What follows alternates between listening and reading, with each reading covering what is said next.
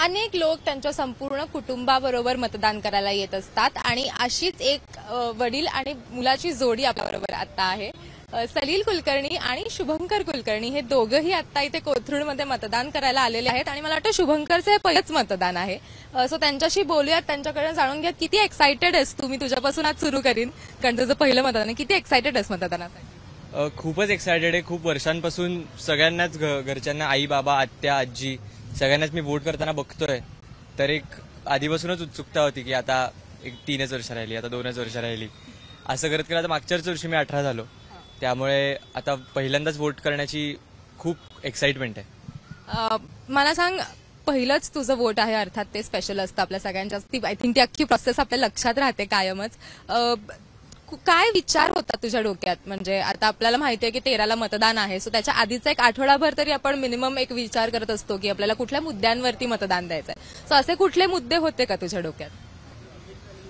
मुद्दे फार मला नाही वाटत होते, पण आता मला ऍक्च्युली कळतंय की 6वी 7वीत जे मी पॉलिटिकल सायन्सवर शिकलो ते आता सगळं सगळे सगळे धडे मी ऍक्च्युली एक्झिक्युशन मध्ये आता आणतोय. आणि मी म्हणजे तेव्हा मला वाटायचं की ह्याची काय गरज असेल पुढे, की लोकसभाची किती सदस्य आहेत और काय गव्हर्नमेंटचं कसं आपली सरकार काम करते. तर मग आता मला कळते की ऍक्च्युली आपला पण एक छोटा रोल असतो आणि तो आपण सगळ्यांनी as a citizen of India आपण तो पूर्ण केला पाहिजे. मी तुझ्याकडे येईन. तुला मी अनेक वर्ष बघतोय मतदान करताना. प्रत्येक जेव्हा निवडणूक असते तू आम्हाला इथे दिसतोस. काय यावर्षीच्या निवडणुकीचं वेगळेपण तुला वाटतंय? नाही, प्रत्येक इलेक्शन स्पेशल असते, त्याला पर्याय असू शकत नाही असं मला वाटतं. की मागच्या वेळी केलं का, मग यावेळी केलं का. मला असं वाटतं की आवाहन करायला लागणं हेच खूप म्हणजे बरोबर नाही वाटत. आवाहन काय करायचं ही खूप बेसिक गोष्ट आहे. जसं शिक्षण हे बेसिक आहे, जसं जेवण हे बेसिक आहे, जसं आपण मुलांना चांगलं खायला देतो, तसं हे पण संस्काराचाच भाग आहे हा, की हा आपला. आणि एक आपण जेव्हा भारत माझा देश आहे अशी जेव्हा प्रतिज्ञा म्हणतो किंवा आपण जेव्हा राष्ट्रगीत म्हणतो तेव्हा जितका तो अभिमान वाटतो तो हा अभिमानाचा पण क्षण आहे. तर मला प्रत्येकच इलेक्शन महत्वाची वाटते, मग ती नगरपालिकेची असू दे किंवा ती लोकसभेची असू दे. आपला त्याच्यात सहभाग असणं आणि आपलं जे काही म्हणणं आहे ते आपल्याला ते नुसतं सोशल मीडियावर मांडण्यापेक्षा ते तुम्हाला एक तुमची कुठल्या तरी प्रकारे मत नोंदवायला इथे तुम्हाला जागा दिली आहे, तर नको तिथे नोंदवण्यापेक्षा ही ती जागा आहे जिथे तुम्ही तुमचं मत द्या. तर जसं शुभंकर म्हटलं, मला खूप छान वाटलं की हे प्रत्येकाने करायला पाहिजे. त्याच्या वयाच्या म्हणजे नुकते 18 झालेल्या असल्यापासून प्रत्येकाने ही जबाबदारी म्हणून घेतली पाहिजे. आणि मी आवाहन करतो सगळ्या पुणेकरांना जिथे जिथे आज मतदान आहे की तुम्ही मदत करा एकमेकांना, की चला ऊन आहे का, चला मी घेऊन जातो. ज्येष्ठ नागरिकांना मदत करा. मी पण माझ्या सोसायटीतल्या लोकांना घेऊन जाणार आहे जिथे जिथे जायचंय त्यांना. कारण आपण गणपती उत्सवात नाही का मदत करत, तसंच हा उत्सव आहे लोकशाहीचा आणि ह्याला गणपती उत्सवासारखंच लोकांनी वंदनीय मानलं पाहिजे अशा एखाद्या उत्सवाला. त्यामुळे मला एक्साइटमेंट पण आहे, एक जबाबदारी पण असते आणि कुठेतरी तुम्हाला समाधान देणार असतं की yes, I am a part of this democracy. जसं तू शुभंकरला घेऊन आलायस, मे बी तुझ्याकडनं अनेक वर्षांपासून त्याला थोडासा एक पुश असेल या गोष्टीसाठीचा. पण आपण बघतोय की तरुण पिढी ही तितकीशी वळत नाहीये किंवा मतदानाची जी टक्केवारी आहे ती आपण बघितलं की सगळ्याच फेजेसमध्ये जरा कमी आपल्याला बघायला मिळते. म्हणजे 50%, 60% इतकंच मतदान होत आहे. काय आवाहन करशील तरुणांना? मी परत तुला तेच विचारेन की काय सांगशील त्यांना या निमित्ताने की कितपत गरजेचं आहे मतदान? नाही, तर तरुण पिढी मला असं वाटतं की त्यांना इतकं छान एक्सपोजर आहे. ते सोशल मीडियावर सगळं जग बघतायत, डेव्हलपमेंट बघतायत. आपल्या भारताची डेव्हलपमेंटही छान होतीये. त्याच्यात तुमचा वाटा कसा असेल?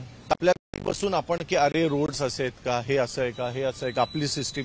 तर तुम्ही या ना, मतदान तर करा. That should be the first step सिस्टीममध्ये जाण्याचा. आणि मग तुम्ही सिस्टीमविषयी, तुम्ही वोटिंग न करता तुम्हाला तो अधिकारच राहत नाही की कशाविषयी कमेंट करा. आणि आपला भारत जर तुम्हाला परदेशातल्या देशांच्या जवळ न्यायचा असेल तर तरुणांचा सहभाग सगळीकडेच पाहिजे. जसं आता राजकारणात वाढलंय, कितीतरी तरुण उमेदवार आहेत सगळीकडे, तसंच उमेदवार असे तरुण तसे मतदारही तरुण पाहिजेत. तर सगळ्या मित्रांनो, लहानपणापासून ज्यांनी माझी अगोबाई ढगोबाईपासून सगळी गाणी ऐकली, शुभंकरचं एकटी एकटी घाबरलीस ना ऐकलंय लहानपणापासून. त्या सगळ्या छोट्या दोस्तांना 18, 19, 20 पासून सगळ्यांना आवाहन करतो की आजचा दिवस हा सुट्टीचा नाहीये, पिकनिकला जायचा आजचा दिवस नाहीये.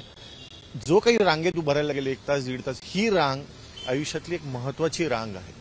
तुम्हाला मोठ्या मोठ्या रांगा पुढच्या आयुष्यातल्या ज्या आहेत त्या जर तुम्हाला टाळायच्या असतील तर हे महत्वाचं एक काम करा, म्हणजे आपण सिस्टीम बदलण्याच्या मध्ये आपलाही सहभाग होतो. तू एक बडिंग आर्टिस्ट आहेस.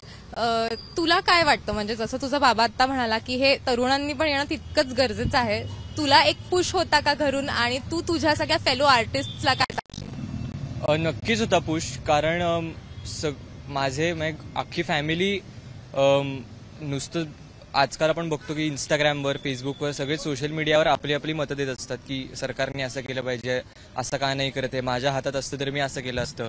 तर ऑन सम लेवल आता आपल्या हातात आहे थोडंफार. त्यामुळे मी सगळ्यांनाच सांगेन की घरी बसून की आपलं सरकार किती वाईट आहे आणि आपलं सरकार किती चांगलं आहे हे बोलण्यापेक्षा ऍक्च्युली तुम्ही ती सरकार चूज करू शकता आता. त्यामुळे ते येऊन तुम्ही वोट करा. एक शेवटचं मग तुम्हाला सोडते. 2 ओळी जर आजच्या या दिवसासाठी, देशासाठी, जर कुठलं एखादं गाणं तुला जे वाटतं अप्रोप्रिएट आहे तर त्या 2 ओळी फक्त आमच्यासाठी का? दोघांनी मिळून गेला तरी चालणार आहे आम्हाला. छोड़ो कल की बातें, कल की बात पुरानी, नए दौर में लिखेंगे मिलकर नई कहानी. हम हिंदुस्तानी, हम हिंदुस्तानी, हम हिंदुस्तानी, हम हिंदुस्तानी. Thank you so much. त्यामुळे ही बाबा मुलाची जोडी खरं तर आता मतदान करायला आलेली आहे आणि ते त्यांचं मत आता नोंदवणार आहेत. कॅमेरामॅन अमोल गवाळेसह देव्यानी यातलाबादकर, एबीपी माझा, पुणे. एबीपी माझा, उघडा डोळे बघा नीट.